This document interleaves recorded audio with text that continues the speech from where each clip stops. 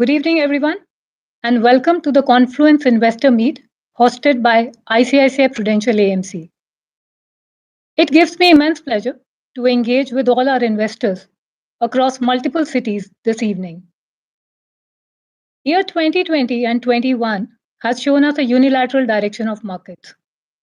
However, ever since 2022 started, we have only woken up to some eventful headlines. Events at play have been like the central bank tightening, absolute divergent views on oil prices, FI selling, to name a few. Amidst all this, we thought that it's a great time to connect with our investors and present our thoughts. To take this discussion forward, we have with us a set of panelists today. It takes me immense pleasure to introduce Mr. Nimesh Shah, MD and CEO ICICI Prudential AMC, Mr. Manish Banthia, Senior Fund Manager, Fixed Income at ICICI Pru AMC, and Mr. Chintan Haria, Head Product Development and Strategy at ICICI Pru AMC. Once our panelists are done with their talk, we will open the floor for Q&A. So let me please bring in Mr. Nimesh Shah. Nimesh, over to you, please. Good evening, everybody. It's a tremendous pleasure to talk to customers as always, people who have invested us, shown their confidence on us. So I'm Nimesh. I work with the ICICI Group since last 3 decades, and since last 15 years, I am CEO of ICICI Prudential Mutual Fund. Mutual fund in India have got a tremendous governance structure. The way there are normally people report, a CEO reports into one board, right? In the mutual fund structure, you report into two boards. There is a AMC board, which is like any other company board, which looks after the affairs of the company. But the specialization in mutual funds is there is a trustee board. What does the trustee board do? So we have got very eminent people sitting on the trustee board. So what is their primary duty? There is already an AMC board. Why is there a trustee board also? So trustee board is there to take the trustee board orientation is to take care of the investors' interest, right? Whether ICICI Prudential Mutual Fund, we as AMC are taking asset management company are taking care of our customers' interest. The trustee board is continuously monitoring that. What is the risk that we are taking? How much risk we are taking in generating the returns that we are generating? Whether we are following all SEBI regulations or not. So it's a very robust governance structure that the country follows on governance of mutual fund. And I believe that over the last 15 years, SEBI has done a tremendous job of governing mutual funds, right? Regulating mutual funds, I would say. And I think we have done a very good job where it's become a very good product, not only of ICICI Prudential. Overall, AMC industry is a very good product. Mutual fund is a very good product where it's a very transparent product. You exactly know what you are getting when you see in the fact sheet at the end of the month. You know if you have given us 100 rupees or 1000 rupees, how has that money been invested? So it's a very transparent product. The charges are very transparent and are quite reasonable or quite less. And it's in India, we have understood that very clearly that the charges will keep on coming down. So this is one business that last 15 years, the margins are continuously coming down, but still it is doing well for the customers also.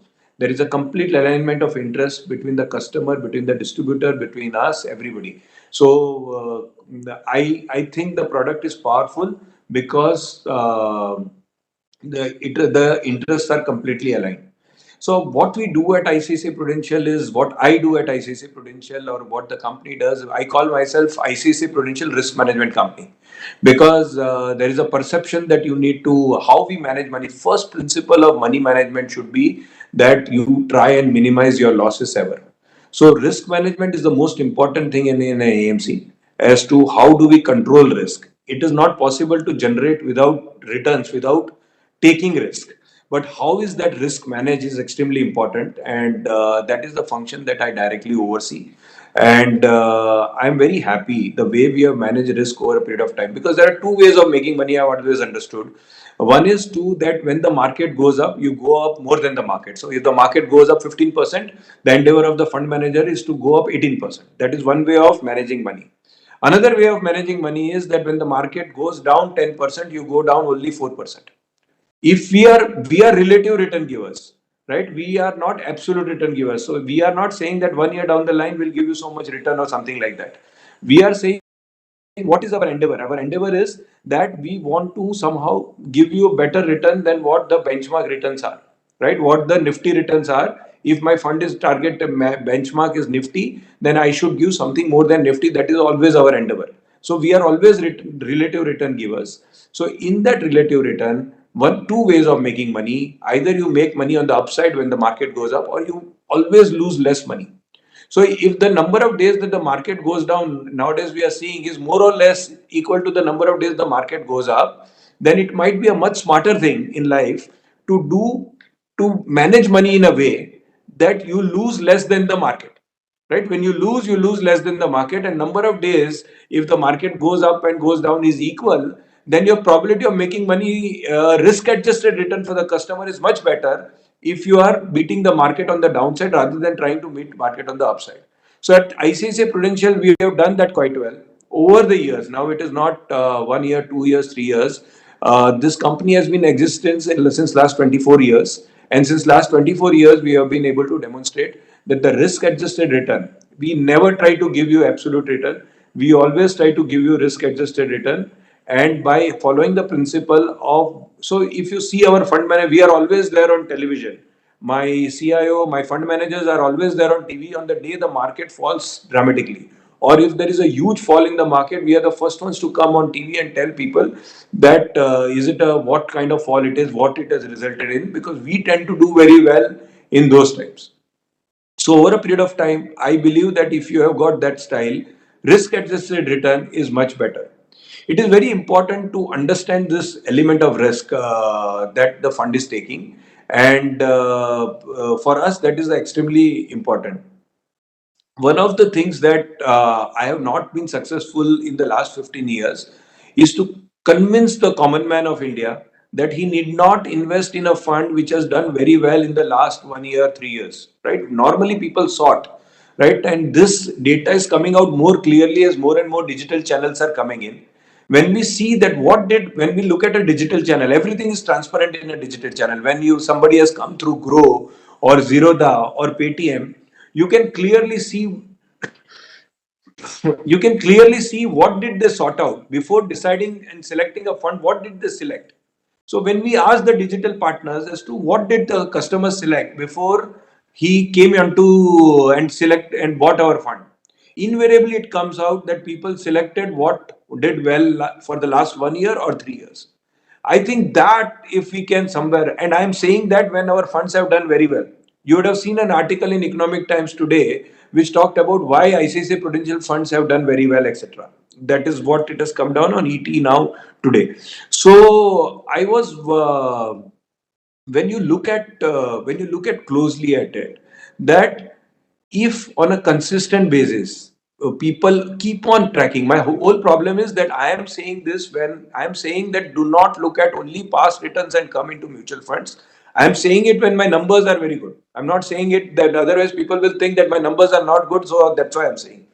When our ICICI Prudential numbers are very good, I'm saying don't give us money only because last 1 year or 3 years our performance has been very good. Invariably, the retail customer is looking at that data and coming into it. There is a huge probability of selecting the wrong fund because of that. So I would always urge people that please invest with ICICI Prudential, but do not invest just because our last 1 3 years returns have been very good. Past return is only an indicator. In India, people take it as complete truth and people follow that. But I would also say that past return is also only an indicator that we are managing the money properly. One has to take judgment on the people, and events like this. I'm very happy that ICICI Prudential has organized this event, where you will have to take a judgment on us when when you are meeting us, when you are hearing our fund managers talk.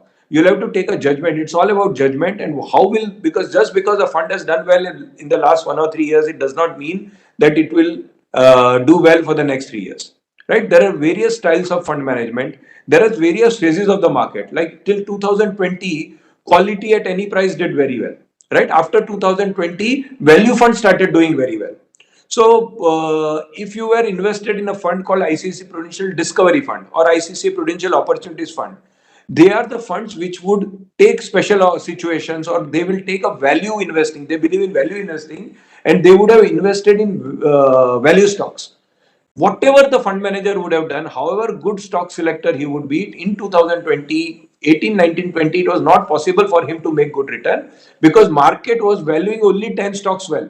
Only 10 stocks. Still, if you see between 2018 and 20, only 10 stocks were doing well. Mutual funds by nature are diversified. But if there is a Nifty 50, we would have invested in 30 stocks in that. But markets was rewarding only 10 stocks. So some people who would run very concentrated portfolio can lead to higher risk, right? But somebody who was managing concentrated portfolio could have done very well, and that value fund would not have done well. So in 2020, 19, we saw a lot of people redeemed out of a value fund. Right? What happened in 2021? That value fund skyrocketed. Right? The returns came out very well in 2021-22. So people who saw past performance and redeemed out of a fund actually lost out because they were not present when the value stock started doing very well. So what do? We manage around almost 4 lakhs 80,000 crores. We manage around 4 lakh 80,000 crores. So we have divided into various buckets, right? We have got various kinds of funds. So we have got a lot of funds only to ensure that we divide our funds into various buckets and then give it to different fund managers. I know the endeavor is that over a business cycle, all the funds should do well. We want every fund to do well. Like the CEO of ICICI Bank, who always tells me that अपने भाई को जो दे सकते हैं वो product दीजिए आप, right? अपने भाई को दे सकते हैं. I always tell him that my entire 4,80,000 crores can be given to our brother, right? That's the kind of, because we have divided all this into various funds. In a period till 2020, one kind of funds would have done well because quality fund manager who had invested in quality stocks, a fund would have done well. Beyond 2020, maybe another set of funds will do well. The endeavor is that over a business cycle of say 7 years, 5 to 7 years, all our funds should do well. That's what our endeavor has always been, right? So we stick to what our, if we have told you that it is a value strategy, we will stick to value strategy. Even if the value strategy does not do well, we'll stick to that strategy and try to, because we know that there are phases of market where there can be underperformance. In fact, I would say sometimes that a good fund manager is always supposed to underperform initially because he's supposed to take a call before the market takes the call. So it will take time for him to come right. So in equity, my strong advice to everybody is that do not invest with less than 3 year paradigm. Right? It should be, ideally it should be 5 year plus paradigm that you should invest in equity, because equity you are investing in somebody's business, and business takes a business cycle to do well. So unless you have a 5 to 7 year paradigm, you should not be investing in equity funds. And we can deliver a good investor experience only if you give us time of 5 to 7 years. Otherwise, it is difficult to uh, deliver consistent. So what we have done, we have divided 4,80,000 crores into various funds. Those funds have been given to various fund managers. So frankly, at every 30, 40, we have almost 2,40,000 crores of equity in ICICI. We manage equity funds of almost 2,40,000 crores. So we have divided into various 7 or 8 fund managers, right? We have got around 7 to 8 fund managers where we have divided our AUM into various people, and they are the ones who are managing it. So uh, one thing that I can assure you, that 100% of my money is also invested in ICICI Prudential. My returns are very important to me. And people ask me, when I say that 100% of my money is invested in ICICI Prudential, people ask me, don't you want diversification? That is a word that somewhere a lot of people have read this jargon called diversification. Yes, diversification is important.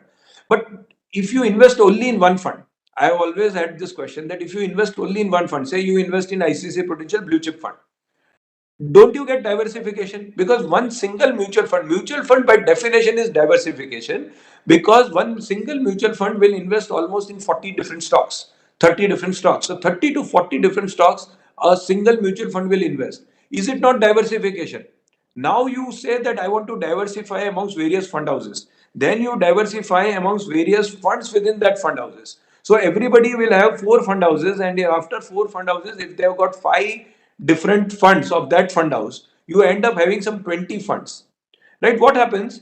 Actually, you do not get the benefit of active fund management because of that. Because ultimately everything gets averaged out. Right? If you buy my funds, right, and maybe it's a value fund, in a banking scenario, maybe you will get an HDFC Bank, you will get an ICICI Bank, you will get an Axis Bank. Somebody else's fund you will buy, you will get Kotak Bank, you will get HDFC Bank, and you will get Federal Bank. So if you see, if you buy 4 or 5 different funds, ultimately we have seen you are buying almost the index. Then what is the point in buying an active fund? You can as well buy a passive fund. So we have consistently seen that people who over diversify, mutual fund itself is a diversification. There is no, please look at your portfolio or ask our counselors for this one as to how much one should diversify. Over diversification is become, when I'm seeing a lot of friends and families portfolio. So over diversification is a problem. So somewhere when people ask me, you're not worried, you're not diversified. I'm very comfortable. 100% of my money has been, and if my returns are very important for me, it is very important which asset class you have put money in, right? It is not which fund you have put money in. If you have invested equity and you have stayed for a long period of time, you have tended to, and you have been consistent in what you have been doing as per your asset allocation model, then it makes sense rather than trying to diversify too much. That is another thing that I have seen. Another that I have seen, somewhere people relate mutual fund means equity. The biggest asset class in India, and if is debt, and please do not ignore that. Debt mutual funds are very important. We have been managing debt since last 24 years. I'm very proud to say today that there has not been a single day's delay in any debt product managed by ICICI. Again, I repeat, that means what I am trying to say, that over the last 24 years, we would have bought various debentures of various companies, various debentures and bonds of various companies. There has not been a single day's delay in any of our investment giving back us our money on time. Money over the last 24 years, every single money given out by this company, every the debenture investment made by this company has always come back on time. And we are very proud of that particular thing. So we have been very careful with your money, whether it is equity, whether it is debt. We understand the importance of giving a good return, but more than that, we understand the principle of ensuring that your principal is coming back. So in that, we always believe that return of principal is more important than return on principal. So we always want to ensure, because 100 rupees of principal has to come back, whether 8 rupees of interest or 7.5 rupees of interest does not make much difference. So we do not try to maximum. So I'm very proud to say that my funds never give the maximum return in debt funds. Right? It is okay not to get maximum return, and this is what we have been always trying to explain. But people understood only it when one of the particular mutual fund had an issue in repayment. That is the time this issue came out very well. But it is very important risk adjusted return, as I said, and we have always endeavored to do that. So our debt funds have always given money on time. Another thing that I wanted to say is that we are heavily invested into the alternates. People want to see their portfolio. Mutual fund is, you are investing in a fund, and we are in turn investing in a, you are investing in a mutual fund, you get the same. But if you want us to manage your individual portfolio, Chintan has created a huge force of people who are managing portfolios for you. So if you have got a direct portfolio, we are happy to take over your portfolio and ensure that we give you a good return on that portfolio. Right? That is our endeavor always in trying to give you a risk-adjusted return on the PMS side. We have also got alternative investment funds. This PMS and AIF vehicle, if you are game for, if you want to take more risk, and with the hope of getting more return, we have those concentrated portfolio, because mutual funds are by nature, as I said, would be very diversified instrument. But if you want a concentrated portfolio, we can help you in our alternate investment business, which is AIF, PMS, where we would can help you in creating alternative portfolios. We also have something called as long short fund. So we have created a various variety of products you can on our alternate space. So whatever ICICI Prudential does, we are very clear that we have to manage your risk well. A trustee board is supervising us all the time, whether we are working in the interest of our investors, and that is ingrained in us. Because I say I've just come, I'm wearing this orange color thing because I've come for a social function somewhere. And 90% of the people right now I meet, whenever I go in a social function in Bombay, most of the people I meet would be invariably, if I go for a marriage, out of the 100 people I meet, 90 will be my investors. So it is very important for me that my fund does well, because not only my professional life, even for my personal life, it is very important, because most of the people that I know are invested in ICICI Prudential Mutual Fund. So it is not only important for my professional life, it is very important for my personal life that your investments are well taken care of. So thank you all, and we will. I'll hand it over to Chintan, and Chintan can take you through what we do on the equity side.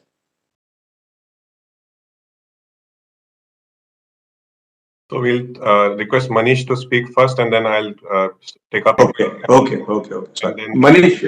Manish has been handling our debt portfolio for a long time, and whatever I have said on, he's one of the persons very much responsible that all our money has always come on time. So Manish has done a fantastic job for us for almost more than 15 years now.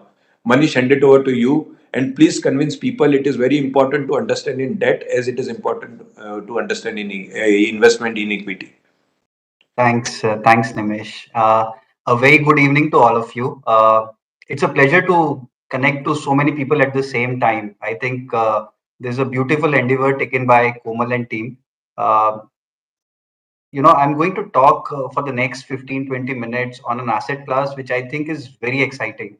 And while people think that fixed income is a asset class which is boring and complicated, I think that next 15-20 minutes I would make sure that I make it as simple as possible for all of you and as exciting for all of you. So I have a presentation for all of you. Let me share that presentation. While I start the presentation,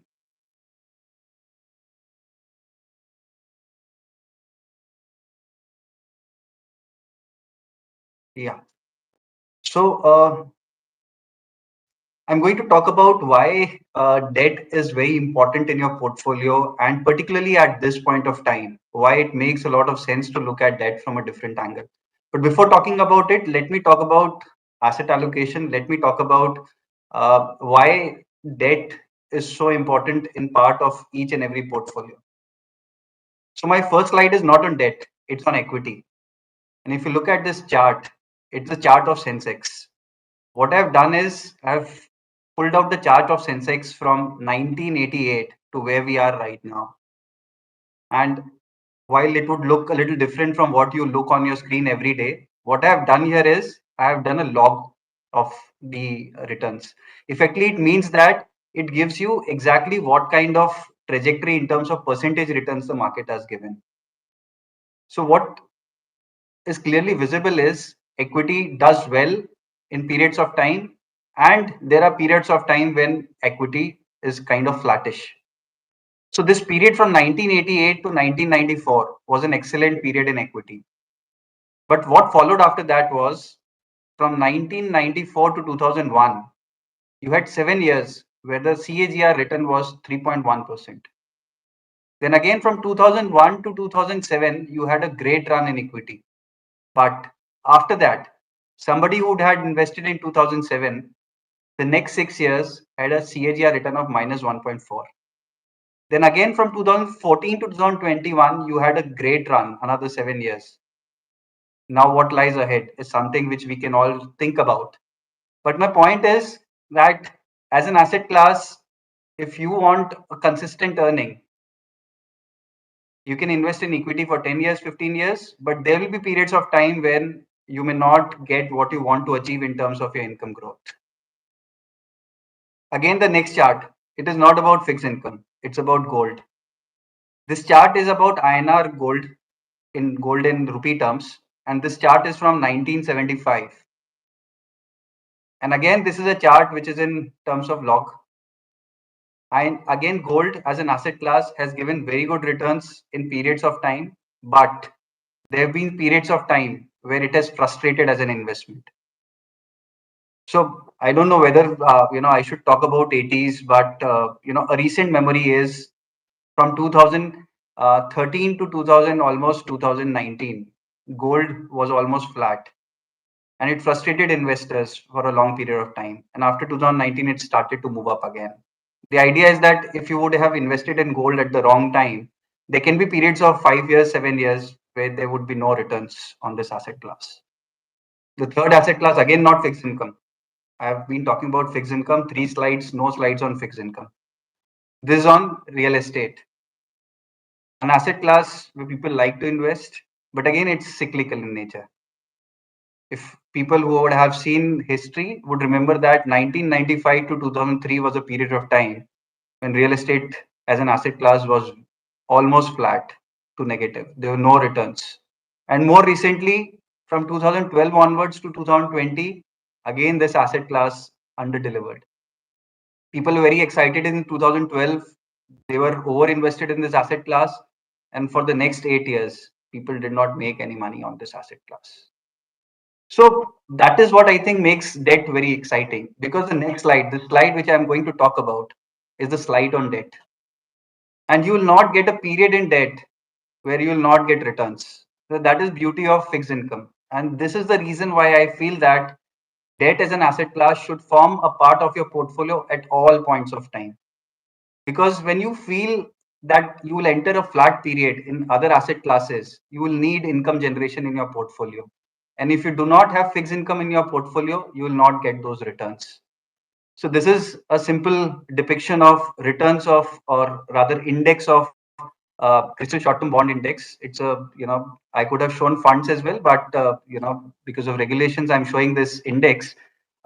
This index has given almost steady returns from 2002 to 2022. And there have been no drawdowns, major drawdowns in between. So clearly this means that somebody who would invested in debt, it's like a tortoise. The tortoise would move slower than the hare, but the tortoise will be more steady. And debt is a tortoise in your portfolio. So therefore, keep hares in the portfolio, but don't forget about tortoises. Uh, I'll try and make this chart simple. I know it is complicated, but Nimesh talked about past returns, and he said that past returns should not be looked at to make future decisions.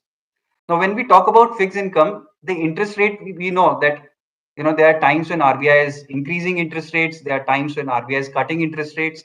So interest rate moves in cycles. You would have seen FD rates. FD rates, sometimes are at 8%, 9%. Sometimes FD rates are as low as 5%, 4%, 3%. But the important point is that they go down, then they go up. RBI takes down repo rates, RBI moves up repo rates. What I'm going to show in this chart is this blue line, which moves down, then goes up, then goes down, then goes up, then again goes down, then goes up, and then again goes down. So this is a 1-year return on again that index I had shown, CRISIL short-term bond index. And you would observe that there are periods of time when this index has given very low returns. I mean, between 9 and 11, the past 1-year return was low. Again, in 2013, the past 1-year return was low. In 17-18, the past 1-year return was low. And again, we have achieved a period right now where the past return is very low. The point is, investors, when they look at past returns, they feel that the asset class should not be invested in. And normally we've seen that when past returns are bad is when investors take out money from that asset class. Because people feel that what has happened in the past is going to continue in the future. If my past returns on this short-term bond index is only 3%, why should I be invested in this fund? I should be invested in something else where I get a higher return. 3% is too low for me. But the point what I'm trying to make is the red line. The red line is the 3-year return, which people have gained when they have invested in this period, when the past returns have been very low. So in July 2010, while the past 1-year return was very bad, if you would have invested in this segment, your return would have been higher than 8%. Look at this again. When your past 1-year return has been low, the next 3-year return has been very high. Again, in 2018, the past 1-year return has been very low. And look at what the next 3-year returns has been. Now we have this period where past 1-year return is low. And what I'm trying to say is, if the past 1-year return is low, my expected 3-year return has to be higher. And I'll tell you why. It is very simple. My returns are low right now because RBI has increased interest rates. And in case of fixed income, I'll just tell you how the total return is divided. Your total return comes from two segments. One is an accrual income, which is a coupon which you accrue on your income. Say, for example, a bond trades at a coupon of 7%. Now it will regularly give me a coupon of 7% every year. When the yield in the market or the interest rates in the market, they go down, I get some capital appreciation as well. So it's a simple maths. If you are at 7% right now, and if yield go to 6%, if I am going to buy a new bond in the market, it is only going to fetch me a 6% yield. So a 7% instrument should be more valuable because that is giving me a higher coupon. So I will sell that or buy that at a higher price. So 100 rupees instrument will trade at 102 or 103, because the other instrument which is available at 100 right now is only going to give me 6%. So somebody who was invested in the 7% instrument earlier now has returns, two returns. One is he's getting a 7% coupon, plus he's getting that premium on his bond. And that premium is capital appreciation, what we have over here. So when interest rates are falling, your RBI cuts interest rates. So in those periods of time, your capital appreciation part is very large because your returns are getting upfronted. What I mean by returns getting upfronted, very simple. You have a 7% coupon bond and RBI rates go to 5%. So while I have a 7% bond, but my alternate investment, if I have to sell this and buy a new bond at 100 rupees, I will only get a 5% return. So my 7% bond is now valued at 105 or 107. So I have got a 5 to 7 rupees extra on that bond, plus I'm getting a coupon. So my returns look very, very high. In a falling interest rate scenario, capital appreciation is the bigger part of the return. Now, what happens when interest rates rise? When interest rates rise, the capital appreciation part is either very small or at times also becomes negative. Whereas the accrual part continues to give you returns. And which is where I'll go back to the slide where I have shown a 1-year return. Now this 1-year return has been low because interest rates have been rising. And when interest rates rise, my capital appreciation becomes capital depreciation. The capital value becomes negative. But the good part is that the new coupon which I'm getting now is pretty high, effectively meaning that what I used to get as 5% a year or 2 years back when RBI interest rates were low, now I'm getting 7%.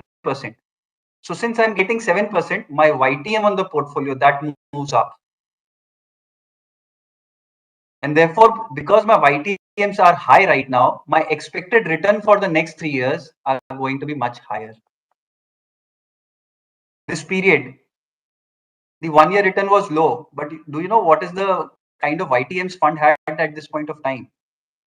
YTM had gone up to 9% or 8%. Again, in 2013, RBI hiked rates by 300 basis points. We know that that was a time when the rupee also went into crisis. But the YTM went up. The YTM was 8% or more than that. In 2018, again, RBI hiked interest rates. The YTM went up and the YTMs were closer to 7-8% or more than that. And again, at this point of time, RBI has been hiking interest rates. And because of that, YTMs are now higher than 7.5%. So effectively, don't look at the past returns to look at what you'll earn on the fixed income asset class. Look at the YTM of the fund.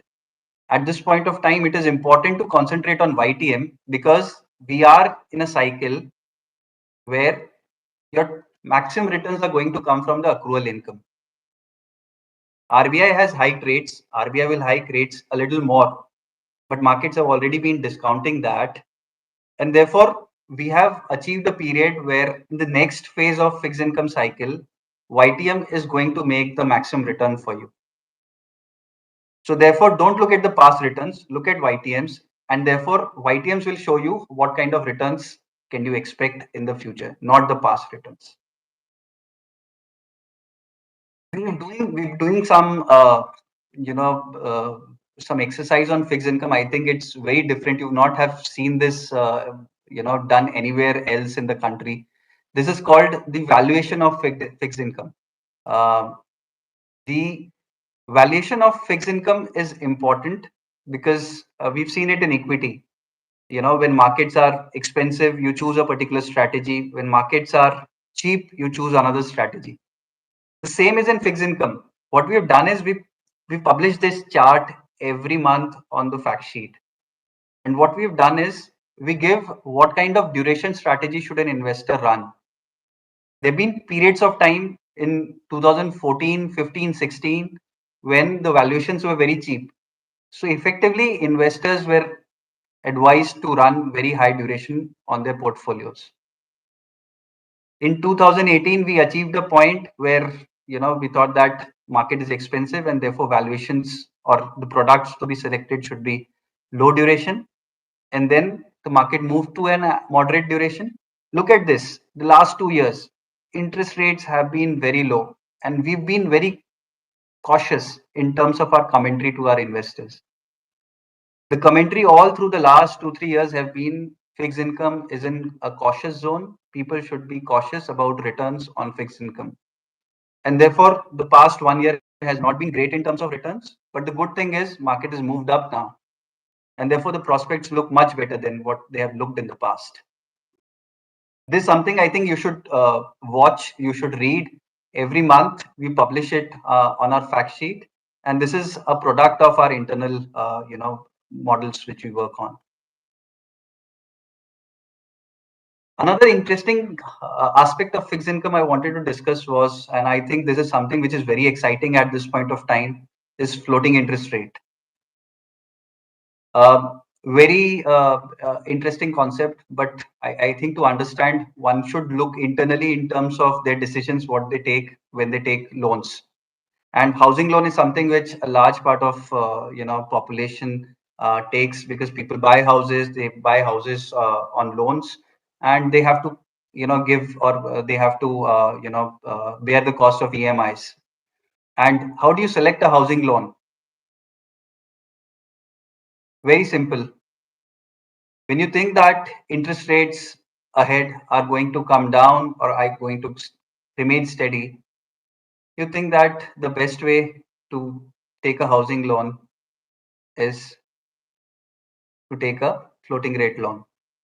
Because if interest rates are going to come down, every time the interest rate goes down, you will benefit. I'll put it the other way. What if people would believe that interest rates are going up, which is happening right now? Would you choose a housing loan which has a floating rate? I think people have chosen that, but people would have realized every single rate increase by RBI has increased their cost on the housing loan. And going back, people would have thought, why did I not choose a fixed rate housing loan? Because interest rate increase is a cost to people. But what if I'll tell you that rather than a cost, if it is an income, would you choose a fixed rate or a housing loan? Simple. There are instruments called floating rate bonds, which do the same thing for you in terms of investment. There are fixed rate bonds which have a fixed coupon. For example, Government of India 2031 security in September 2021, government issued this security. It was at a coupon of 6.1%. It's been almost 9 months. The coupon has not changed because it was a fixed rate bond. If you had invested in this bond, your coupon income would have remained flat. But think about it. It was a time when interest rates were very low. There are other kind of bonds called floating rate bonds. And what are these instruments? These instruments are linked to RBI repo rate or treasury bills. So this instrument particularly, if I look at the return trajectory, it was issued at a coupon of 4.6%. The coupon looked very low. Why should anybody look at a low coupon? Why should invest in a 4.6% bond? But the beauty of this product was that the coupon was not fixed. It was to increase with change in RBI rates. And think about it, RBI's overnight rate was at 3 to 3.5%. And I don't think that they would have remained where they were. The next coupon or the next reset which happened, April 22, you got a coupon of 5.5%. RBI hiked interest rates in this period and is now in the process of hiking more. And look at the next coupon which you're getting, 6.9. So very simple. When you think that you are in a cycle where interest rates are going to move up, I think the better product for you to choose is a floating rate bond. And till the question normally comes till when you are excited to invest in this product. The answer is again very simple. Till the point you don't think RBI will start to cut interest rates. And I don't think we are in a cycle right now where for the next 2 years or next 2.5 years, RBI is going to cut interest rates. We can argue how much more interest rates can be hiked. Our view is that RBI will hike another 75 to 100 basis points of interest rates in the next 2 to 3 policies and possibly may stop there. But possibly again after a year or 2 years time, the interest rates may be hiked again as we reach a better growth, a better part of the economic cycle where RBI will have to tighten more. So therefore, till the point you're not worried about rate cuts, I think this product will do very well. And therefore, we recommend this strategy as a part of your portfolio right now.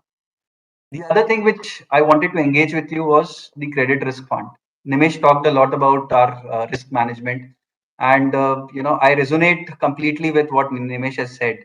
Uh, Back in 2020, or rather back in 2017, not 20, before the ILFS event in 2018, 2017 and 18 were periods of time when people only talked about YTMs. We felt at that point of time that risk management was more important and people should look at risk adjusted returns.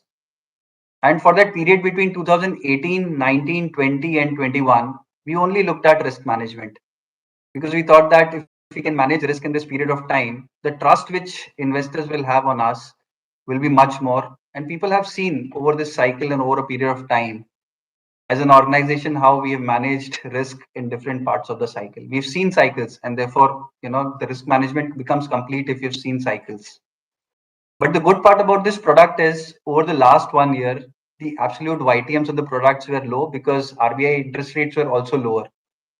But the good part is that the YTMs on this product are now increasing. This is the published YTM on June 22. And the good part is that this YTM, because RBI is going to hike more in terms of interest rates, these YTMs are only going to improve. And as I said in the earlier part of my presentation, the maximum part of return in this cycle from here is going to come through accrual income. So higher the YTM, the higher the returns would be. So we feel that in this part of the cycle for the next 3 years, credit risk funds will make a lot of sense for investors. And when you have periods of time when other asset classes may remain volatile or flat, this high accrual will be the maximum value add for your portfolios. So we feel that investors should look at this category of funds.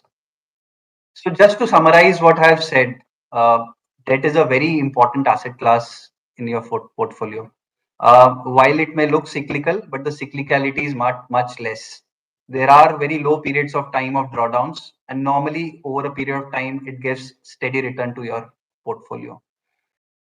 Near-term returns on debt is not what we expect in the future. In fact, it's the opposite. When your near-term returns are bad, your future returns become more exciting.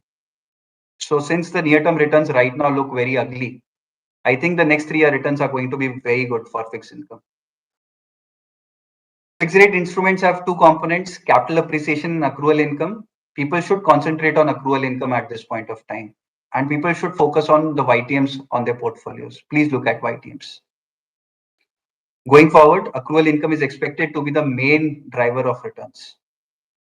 We recommend two strategies at this point of time. One is credit risk strategy, and the other is the floating rate strategy. Please go through details on the products. The details are available with the counselors at ICICI. These product details are available at the website. The presentations are available. Please go through them. And we think that we will be there for you to explain fixed income again and again. It's a very simple asset class. Please don't complicate it. And I think it's my job right now and job in the future to help this asset class become as simple for you to invest as I can. Thanks a lot. I will now hand it over to Chintan to talk about equities. Thank you. Thanks, Manish. I think Nimesh and Manish both have covered very well how we at ICICI Pru manage each rupee that we have, that y'all have entrusted upon us, and how our risk measures, as well as how we've been able to, manage the money in the right earnest.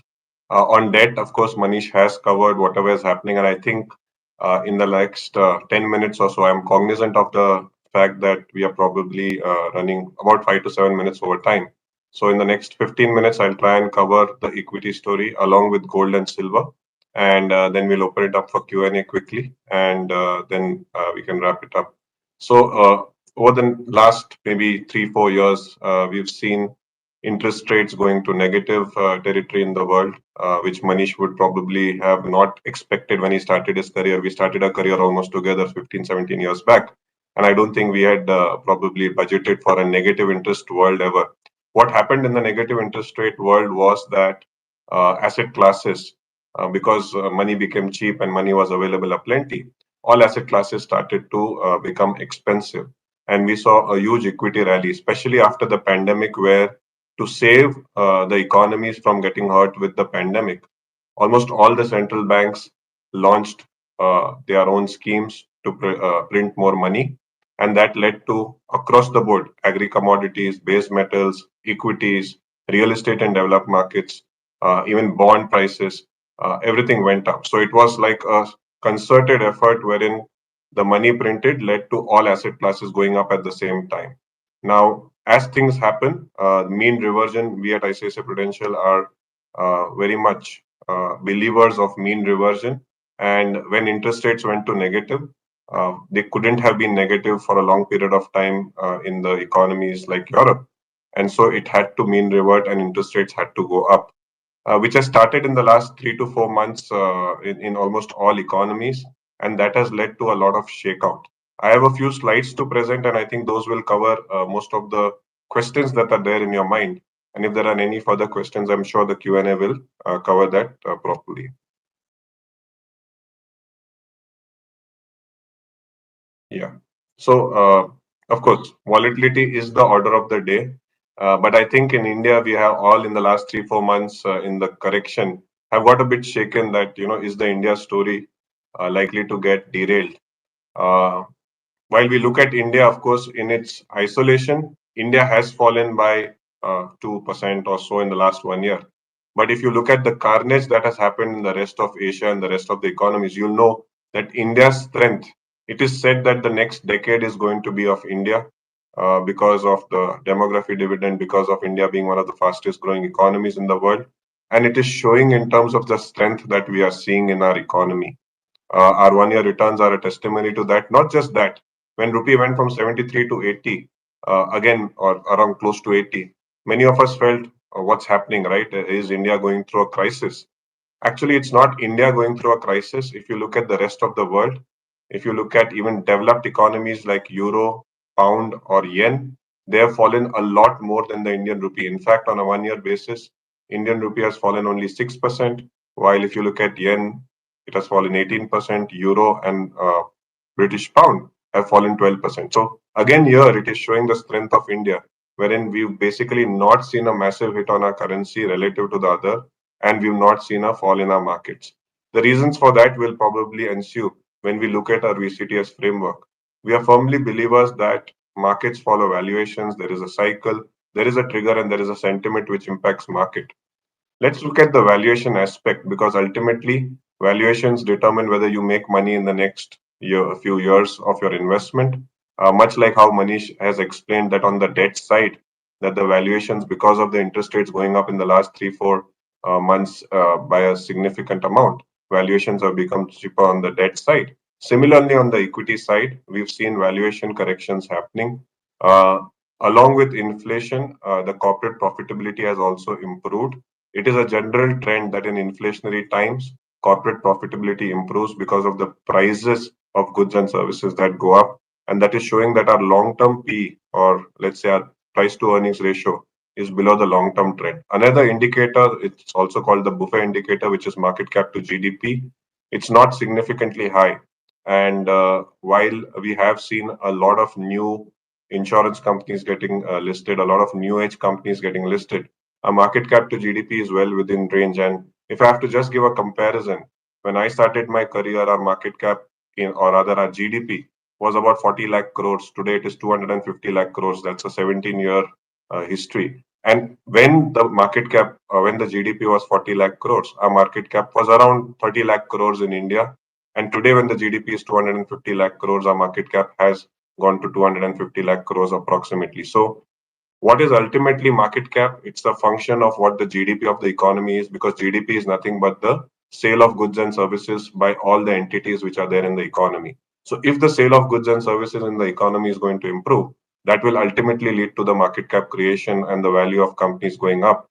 And you, by participating in equities, will get the benefit of it. So, there is no choice but to participate in equities for the long run, much like how Nimesh has mentioned 5 years, 10 years, 15 years. The longer you allow your investments to stay in the right places in equities, you will benefit out of it. From a business cycle perspective, we are seeing improvement in credit growth, which has been quite benign over the last 8-10 years, especially after 2013. Our corporate profit to GDP pool had come down significantly. It used to be 8% in 2008, corporate profit to GDP. It came down to as low as 2-3% in the last few years, and now it is improving. So, with an increasing inflation, increasing GDP, if the corporate profits also improve as a percentage of GDP, that is good from a business cycle perspective. The one question which obviously keeps coming is FIs are selling in India, and why are they selling? Clearly, if you look at FI selling, it's not just in India. While I have not put the numbers across the board, but entire Asia, and if you go back to the performance of the Asian economies which I had shown, all of them have seen selling, and India has also seen selling. But there's one difference. For every penny that the FIs have sold, and in my 17-year career, I have not seen this kind of selling by FIs continues for the last 7 to 8 months. It started in October 2021 and it continues till June 2022. It has, and luckily and good for all of us, if we look at the start of July, the selling by FIs in terms of intensity has become much, much lower. And that gives us confidence that in the near term, we probably may see a bit of relief in terms of FI selling. At the same time, domestic investors, which is mutual funds, have been able to counter punch as far as the FI selling is concerned and counterbalance. If this kind of selling, which we saw in 2008, Nifty ended up falling 50-60%. But with this kind of selling, Nifty has not fallen 50-60%, maybe 10-12%, because of the fact that domestic capital is coming into equities. From 2 crore demat accounts, we have 9 crore demat accounts. And in terms of mutual fund penetration, I think we've seen a brilliant jump in terms of the number of investors who trusted themselves with mutual funds, and that is reflected in the monthly SIP books. If you look at maybe 8 years back, the SIP book, which is the amount of money which is coming via the systematic investment plan in the mutual funds, was less than about 1,000 crores, maybe even 500 crores. But today, every month, month on month, the number has touched 12,000 crores. So 11 to 12,000 crores of domestic savings coming into the mutual fund equity space through the SIP book. It is a very big positive, and this phenomena is predominantly in India. There is no other country in the world where SIPs are such a large part, and this is steady long-term capital which is flowing into mutual funds and through mutual funds available for the capital creation of India, which is a very important aspect. Are there triggers or are there worries in the world which we should keep a track of? Yes. High crude oil prices because of whatever is happening in terms of the war. We do believe that at some point of time the war will have to ebb. And crude oil prices, which had gone to about $125 a barrel, have already corrected and they are around the $100 a barrel. In fact, in the last 4 months, with all the worry of recession and high inflation, most of the commodities have fallen because of higher interest rates by close to 30-40%. You look at cotton, you look at crude, you look at natural gas, you look at steel, you look at iron ore, across the board, even aluminum, copper, and zinc, they've fallen by 30-40%. And that means eventually, on a year on year basis, inflation will look lower, which means from a rising interest rates because of rising inflation phenomena, we may see a bit of, let's say, dovish stance or a lesser worry from a global interest rate hike perspective. And maybe by the time we end this year, the YOY inflation numbers will not look as bad. The hope, of course, is that the war ends as soon as possible so that food and fuel prices also come down. Is the global growth going to slow down? Maybe in US there is a slowdown concern which is definitely there because when dollar appreciates versus all the other currencies, the corporate revenues in US come down and that basically can create a pain in US. But I do see that with the growing power or the balance, now while US is a large economy, China is also large, India is also growing, Russia by its own is also large. So Asian economies, including Japan, are also quite significantly large. And if they see growth, we can counterbalance whatever slowdown may happen in US, which is good from a 3 to 5 year perspective as far as equities is concerned. And while none of us can predict war, we do believe that wars cannot last forever. So at some point of time, the wars are likely to probably ebb. So from an equity standpoint in inflationary times in a country like India, where for the next 5, 7, 8 years, the growth is likely to be strong, we do believe that investors have choices of investments and the themes which we like the most. I think Nimesh spoke of asset allocation. Manish also in his first slide itself said asset allocation is important. So the schemes which are doing asset allocation on your behalf are and should be the core part of your portfolio. And I'm sure all our counselors have over the last many years that they've been speaking to you at every point of time said the importance of having dynamic asset allocation funds as part of your category, be it the asset allocator fund or the balance advantage fund. They should be a core allocation for you because, like Nimesh mentioned, if you fall less, you need to rise lesser to basically be able to create wealth. And that itself is something which the dynamic asset allocation schemes do very well. So, large part of your portfolio in dynamic asset allocation is what we believe. If you remember in his speech, Nimesh mentioned that how it was very difficult to manage funds because you have 30, 40 stocks, but only 10 stocks were doing well. So on this graph, if you look at on the left side, 2018 to 2020, it was practically the show of the top 10 names. Almost the entire returns of the market or the stability of the market was coming from the top 10 names, which grew by 60%. And if you look at the rest of the markets, and especially the mid and small caps, they went through a carnage till September 2020. However, that is changing now since October 2020, and it's become much more diversified in terms of returns, as you can see on the right hand side, which makes active fund management that much easier. In fact, it makes returns for the investor that much easier because if only the 10 names are running, then probably no matter what you do, you're not able to be able to generate significant returns in the market. So if you look at from that perspective, uh, till at least the interest rates are going up and the world is going to be in a volatile environment for next 2 years, we do believe value will outperform and continue to outperform. So themes like value, special situation, dividend yield should be a part of your portfolio. We all know that India is dependent on crude, and when crude went to $120, it puts a strain on our current account deficit. We are importing a lot more, or we pay a lot more for importing the crude when crude prices go up.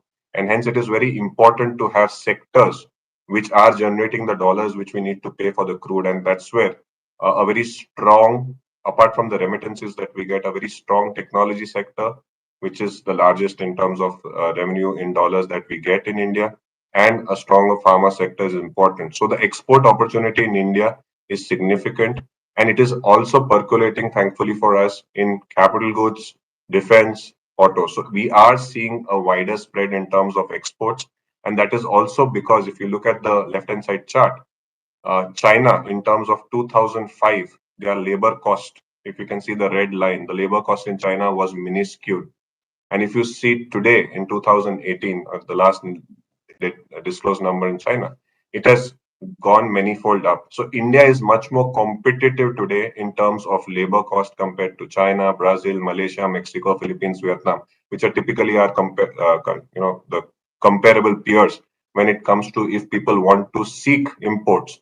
Where can they seek imports from? And India, apart from having a very strong domestic economy, also can be a big exporter to the world, which is great from an Indian standpoint. And so we do believe that any theme which invests in exports and services is a good theme for you to be part of for the long run. And another theme, which is consumption. None of us can deny that we are being the second populous country in the world and having a middle class which is going to grow. We are already 52 crore people in the 2,000 to $5,000 bracket. that is going to see a further jump in the next 5 6 years. So clearly, consumption and anything to do with consumption across the board. Uh, Despite we probably believing that Indian economy only at $3 trillion is not meaningful enough, we are the second largest steel, second largest cement producer, fourth largest car market, and so on and so forth. And I can go on and on, but in the interest of time, the core message is anything to do with consumption can be a part of your investment portfolio. To summarize, of course, before I go on the summary, I would also like to say that gold and silver are two commodities in which, while it may have, like Manish had also pointed out, there are times when gold does well, there are times when gold has not done well. Similarly, silver as well. And if we see 2000 to 2010, both gold and silver had a brilliant run. 2011 to 2021, if I can cumulatively say in dollar terms, they've not seen a significant run. So, from your allocation standpoint and diversification standpoint, you can also definitely look at systematically adding 5 to 10% gold and silver, depending on what you normally have your asset allocation. And now with the silver ETFs also available and silver fund of funds, that can also be an easy way to invest in silver as a commodity. And it has corrected in the last 6 8 months, providing a reasonably good opportunity to start building a portfolio there of gold and silver. So just to summarize before we open up for Q&A, that valuations in October 2021, when we had touched maybe 18,500 on the Nifty, had become stretched after the fall and after a year's earnings growth. Valuations are not so expensive, neither they are cheap, and hence you need to be very cautious. At the same time, you cannot stay away from the market. So how you invest, of course, our counselors, all of them have a plan ready for you and they'll discuss with you. But we do believe you need to start investing, start from the asset allocation bucket and then move to the themes which we have said. And if you look at from a themes, if any of the themes you like, stagger your investments over the next 8 to 12 months, or depending on whatever you choose and your comfort to make money ultimately in the long run, because 3 years, 5 years, 7 years, it is going to be equities which will generate returns. While in the next 1 or 2 years, debt is also a good asset class, which anyways you will get in the asset allocation schemes that is there. So have a good mix. Do not stay on cash, because in inflationary times, sitting on cash can definitely lead to reduction in your purchasing power over the long run. And markets will bounce back once this inflation fear and recession fears go away. Indian economy, like I said, is going to be strong. And from a concluding remark perspective, your SIPs and your STPs, especially your SIPs, you must have SIPs across the board, and those SIPs should continue for the long run. That's a good way to rupee cost average and make money. So all of you should have SIPs, not only in your name, your children's name, your grandchildren's name, whichever way you look at it. It's a very good tool to also start inculcating the habit of savings in your children and grandchildren, which probably in India we are seeing receding, because India had a savings rate of 25%, which has come down now to 15%. We are probably going the West way in terms of becoming a consumerist country. But to teach the values of saving, we do believe that all of you should have SIPs as part of your portfolio. With that, I'll stop. I'll hand it over to Komal for the Q&A. Thank you. Komal, over to you. Thank you, Chintan. Thank you, Manish. That was a very insightful session. Uh, while you all were talking, we already have a queue of questions that have come from the audience, and we'll try that in the next 15 minutes or so, we address the queries that we have received. Manish, I'm straight away coming to you, and the question is addressed to you. That today, when the liquid and ultra short term category of funds are giving fairly decent returns, should I continue to park my funds there and wait till the interest rates are peaked out to invest into other debt funds, or the time is to start today? I think the time has already started for you to look at a 3 year horizon on products other than liquid and ultra short term. Last 1 year, we've been saying that you should protect your capital. Our annual commentaries, both in 2021 January and 2022 January, were very clear that you have to be cautious. But if you look at our valuation indices now, the valuation indices clearly say that it's not a period of caution. It's a moderate period. You have to invest in moderate duration assets, and which is where we think that in this period, you should start to invest in asset classes like credit risk fund and floating rate bond funds. Manish, I'm taking a cue out of the discussion that I have often with you, that why not just give a solution I think most of the questions from the investors are coming on which fund to invest. But you have a brilliant answer in terms of a solution of a pack of funds that an investor can look at. So if there's 100 rupees that an investor wants to put in a fixed income scheme, can you maybe draw a pen picture for them that what kind of an allocation they can look at from a short term, medium term, and a long term perspective? Right. So I think if I have to answer it, in one sentence, I have a very easy answer for investors. Like equity, we recommend asset allocation and balance advantage fund to be invested at all points of time. There's no timing for that. I think we have a similar product called All Seasons Bond Fund, and that product is what a balance advantage fund for equity is. We run that fund with different levels of duration depending on how the markets are, whether they're cheap, whether they're expensive. We run different strategies where you can have a high accrual product, like we invest in AA, we invest in government securities, we do all kinds of things. So that is one easy answer, that you keep investing in that product, fill it, forget it, shut it, forget it. So I think that's an easy strategy.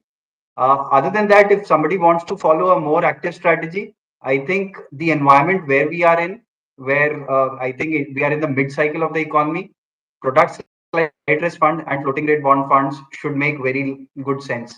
Now, if you look at the valuation indices, you would see that there are periods where market is very cheap, and that is a period where you should invest in high duration products.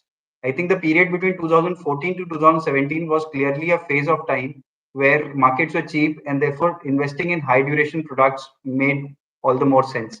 So I think easily products can be categorized on the valuation diagram which I had shown to you, and which is available on the fact sheet. And please go by that if you're investing actively. If you're not investing actively, I think one easy solution is to go for all seasons bond fund. Thanks, Manish. Chintan, I have a question for you next. And this requires some amount of a crystal ball gazing on your part. We have been hearing of a lot of FI outflows from the country. Uh, so far, the retail participation has held on uh, to the indices. Do you think that this trend will continue? And do you think of a time horizon when the FI will stop selling? Yeah. So I think if we know the numbers, then the crystal ball becomes that much easier. So let's look at the numbers. FIs were about 21% of our market ownership. They've come down to 18%. So they are becoming less and less significant from a ownership perspective. They have sold 3 lakh crores, and mutual funds and insurance companies have bought 3 lakh crores in the last 8 to 9 months. The question is this 30,000 crores which is coming to mutual funds, insurance, and market from domestic, is it sustainable? I already spoke of SIPs, and SIPs have been quite sticky at 11,000 to 12,000 crores. That trend is probably likely to continue. But let's look at India as a country. Let's look at our savings, and then we'll get your number also. India at about 300 lakh crores of GDP. We have a 15% savings rate, much lesser than what we used to have earlier. That's about 45 lakh crores of savings every year in India. And with the growing trend where youngsters are looking at financial assets, in fact, I'd say probably even the not so young are looking at investing in financial assets because it's just easy to do so. Out of that 45 lakh crores, even if 15% comes into equity through whichever route, that's almost a 7 to 8 lakh crore number. And if you divide it by 12, it's a 50 to 60,000 crore a monthly run rate. So if FIs keep selling, we have probably a 30, 40,000 crore run rate of domestic investors' money waiting to be invested. When will FIs stop selling? I do believe that when there is a hint, and like I said, in July already that has started happening, when there is a hint of inflation-led worries coming down, which is already happening. And that means that the interest rate hikes, the pace of which probably when Fed speaks in July about the interest rate hike, and they may raise interest rates by 50 basis points again, you will find the tone being very different, because neither the Fed nor anyone in the US government wants to engineer a recession. They want a slowdown so that the inflation can come down, which is fair. But I do believe that foreign selling may start looking much, much lower as we move along in the next couple of weeks to maybe couple of months. And Indian domestic investors, I think the trend has just started. And as we move from 300 lakh crore to 500 lakh crore economy, you can see that quantum jump which will happen in terms of domestic money. And already today, mutual funds are close to 8% of India's market cap. So you can see that FIs have come down from 21 to 18. Mutual funds in the last 15 years have probably gone from being less than 2% to about 8% of the ownership. I think that trend is clearly telling you we are all about India, and I think the India story has just about started. Thank you. Lovely. Uh, Manish, another question for you. How much effect of international market interest rate do you think we have on the Indian debt market? Right. So, effectively, one will need to understand the economic cycle, which the developed market like the US is having versus, the economic cycle where we are in. If I look at US economic cycle started back in 2011-12 after the Lehman crisis in 2008. They started the recovery cycle 10 years back, and they have had a long economic cycle. COVID was just a blip, like we had a blip in GFC. It was a blip for India, but COVID was a blip for US, and therefore after that 10 years of economic cycle, I think the economy has gone into a late stage cycle, and inflation is a phenomena of a late stage cycle. Clearly, Fed has to increase interest rates because there are excesses in US in terms of demand. India is very different. We have had a very slow economy for the last 3, 4 years. COVID impacted us equally, but our recovery has been pretty slow. So I think with the COVID going away, last 6 months we've seen decent recovery, and therefore we've just entered into a expansionary phase. And into the expansionary phase, we are at a mid-cycle. Now, a mid-cycle interest rate is, if I look at India with the growth and inflation projection, an RBI rate of 5.5 to 6% is where I see a mid-cycle interest rate for India. And I think RBI will take us there in the next 3 to 4 policies. However, for US, they are in late cycle. Therefore, the interest rate hikes for US are going to be higher, or expected hikes are going to be higher. So I don't think we need to worry too much about interest rates in India. A 5 to 6% is a decent interest rate for us to grow, and it's not going to be prohibitive. So you shouldn't worry about interest rates too much at this part of the cycle. Having seen RBI already, take interest rates up, I think some more will happen and we'll stop. Sure. Chintan, I have two very interesting questions for you. The first is that we have seen a relative correction that has already happened in the market, but your balanced advantage fund is still at slightly less than 40% equity levels. So would you want to maybe share your thoughts on that? And do you think it should have been more, or we are bang on the process? Yeah, so I think the one thing which we've always followed with significant discipline is what the model tells us and what we should do. Currently, based on the valuations of the market, which I had shown in my PPT, the market has corrected, and probably I can pull that out while I'm speaking. If you look at what is the valuations right now, uh, it is neither. It is neither. If you look at on the price to book, which is on the right hand side, and which is what the core part of our balance advantage fund model is.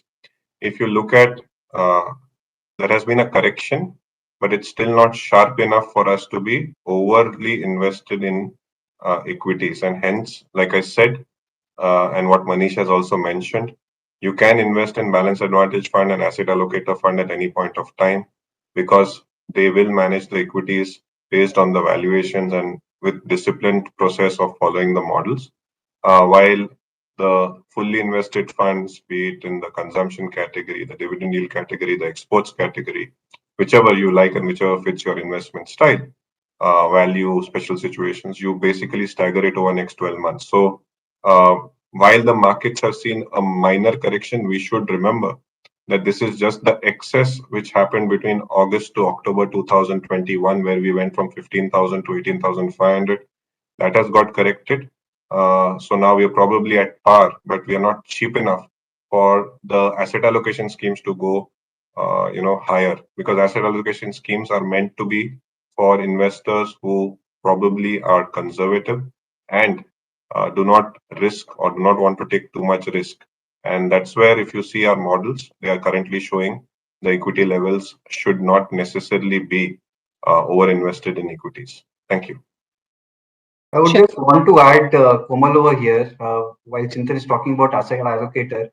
The way asset allocator fund is run, I think debt is a key part of it. And when interest rates go up, asset allocation is relative valuation of debt and equity. And when interest rates go up, debt starts to look attractive. And that is the reason I think why the debt allocation in the asset allocator model is also high at this point of time. Sure. Chintan, Nimesh during his conversation spoke and alluded a little bit about we setting up our entire alternates business where we run a PMS and AI franchise. As an investor, how do we differentiate between the PMS and an MF business? Yeah, I think Nimesh also mentioned or elaborated on that, that mutual funds by definition uh, have diversification embedded in them. They are meant for all investors, independent of their size, their skill sets, and they are meant to do what they are meant to do in terms of comparison with peer group, in terms of comparison with benchmarks, etc.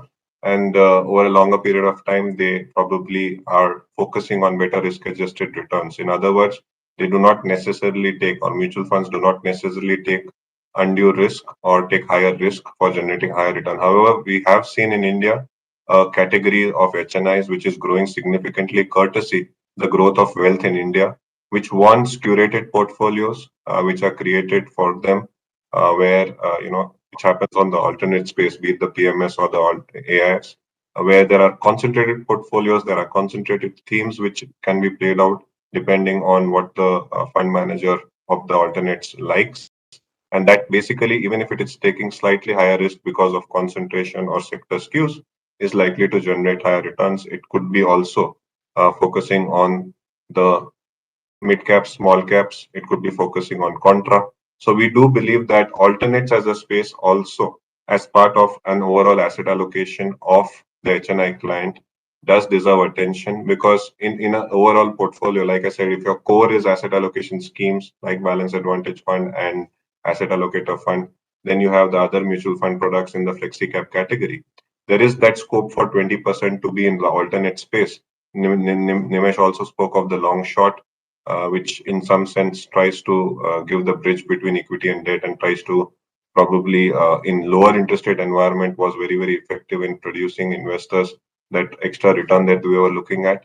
And also, if we look at our contra PMS or the pipe PMS, by having differentiated portfolios with high skews and not bothering too much about benchmark, not bothering too much about peer group, I think staying true to the BMV framework, which I think the fund manager Anand Shah keeps on speaking about, it gives that much extra to the investor by having that 20% in the alternate space. So higher concentration, probably having a slightly higher risk, but disproportionate return also is being targeted. So you can have that 20% of your allocation, which can be part of the alternate space. And since the investments, unlike in mutual fund where you get a unit in the PMS, for example, it comes as your portfolio or as your own investment. You'll also probably get a feel of the portfolio on a much better basis. For all of you who probably have a better understanding of the markets and can appreciate what the fund manager is trying to do in your PMS portfolios. Thank you. So I have one last question for both of you. Chintan, I'll go with you first. Uh, in the current market situation where there's volatility and inflation risk on both sides, which sectors or themes do you think we are bullish on, and how have we built them in our portfolios? Yeah, so questions get answered easily because I think for every question we've created a fund which can be the solution for the investor. So if you look at the thematic advantage fund of fund, which has been specifically created to portray our views on the themes or the sectors which we like, I think banking as a sector after 8 to 9 years of cleanup of balance sheets, and now with the what I'd shown in terms of the credit cycle also improving or the loan growth cycle improving, is clearly looking as one of the ways of participating in India's growth story. Autos after 3 to 4 years of lull. In fact, if you look at it for 5 years, there has been no significant growth in passenger car sales in India. It's been a stagnant sector. Lockdown played its role as well. Now with the opening up, I think two-wheelers, two-wheelers, three-wheelers, four-wheelers, auto ancillaries, all are probably looking at a better couple of years. So auto, banking, these two sectors look good from a cyclical perspective. I think technology after the recent correction from a bounce perspective with the results is possibly something which can be looked at. Pharma is an evergreen sector. I think all of you must have an SIP in a pharma or the PhD fund from a long-term perspective. From a consumer sector, yes, there are expensive names, but then like I had shown, that consumer is a long-term story. So if I have to restrict it to two names, then banking and auto. If I have to extend it in terms of the defensive basket, then probably pharma and IT would also come in. And infrastructure as a space in India, with the government focus being there, everything to do with infrastructure, be it utilities, be it road construction, all of it should see a better tomorrow because we are significantly deficit in infrastructure. Thank you. Manish, over to you. Manish, my last question to you. So while I think Nimesh spoke about the credit risk fund and you also spoke about it, uh, and we also claim that in 25 years we do not have an instance of a single delay, and that brings a smile to your face. So what are the parameters that we look at while selecting a company before we give money to them? Maybe this is a question which you can take up and we conclude with that. Right. So, credit research, is a deep analysis, which not restricts itself to the balance sheet, but goes beyond that. You need to understand the company, the promoters. I think that's very important for a country like India. You just can't believe on numbers. You can't believe on credit rating agencies, snapshots. You have to do deep dive. And when you're looking at a segment like AA minus or single A, which has a higher risk compared to the AAA, you have to be all the more careful. So you need to understand one, the overall the space in which the company is, the business structure, the company's capital structure, the company's profitability ratios. But I think it's also important to look at the promoter, the background, how the promoter has done in the past. Fixed income, I think credit is more related to past than the future, while equity is more related to the future, but you draw a lot of significance from the past. And therefore, you need that experience, you need that, background history check, and which is what makes credit so very different from, an equity analysis. So I think that past history is so important. It's like reputation of a person. Somebody who has got a good goodwill in the past, normally is something who looks more worthy compared to somebody who looks to be growing very beautifully in the future. So therefore, this analysis of the past is something which we've done in the past. What we've done is we created an entire structure. I think I should give 2 minutes to it. In the company itself, we created a different structure for credit risk management, and we created that back in 2012, and we realized that this segment is going to become very big.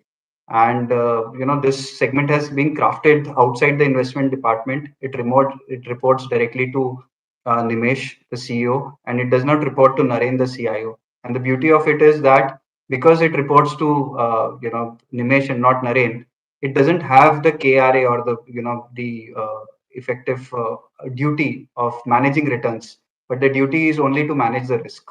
While I, as a fund manager, my obligation to the investor is to manage the return. So therefore, we've kind of segregated the return and the risk part of it, and they don't, combine with each other and conflict with each other. I think that's something which stands out for us as an organization, which has helped us over the last 10 years to manage the credit risk in the organization. Thank you. Many thanks, Manish, Chintan. That was absolutely a lovely evening with both of you, helping through our investors. For all our investors who are logged in online or watching along with our people, thank you so much for joining us on a Friday evening. My apologies if there are any questions that you had and have not been answered. Please park them with the nearest ICICI Pru AMC team that you see around you or you are in touch with, and we'll have all your questions answered. This was one of our endeavor to help you navigate through these times and help you take some financial decisions. And we'll continue to do such efforts going forward as well. Very happy wealth creation journey from ICICI Pru AMC. Thank you and good evening, everyone. Thank you. Thank you. Mutual fund investments are subject to market risks. Read all scheme related documents carefully. Mutual fund investments are subject to market risks. Read all scheme related documents carefully. Mutual fund investments are subject to market risks. Read all scheme related documents carefully. Mutual fund investments are subject to market risks. Read all scheme related documents carefully. Mutual fund investments are subject to market risks. Read all scheme related documents carefully. Mutual fund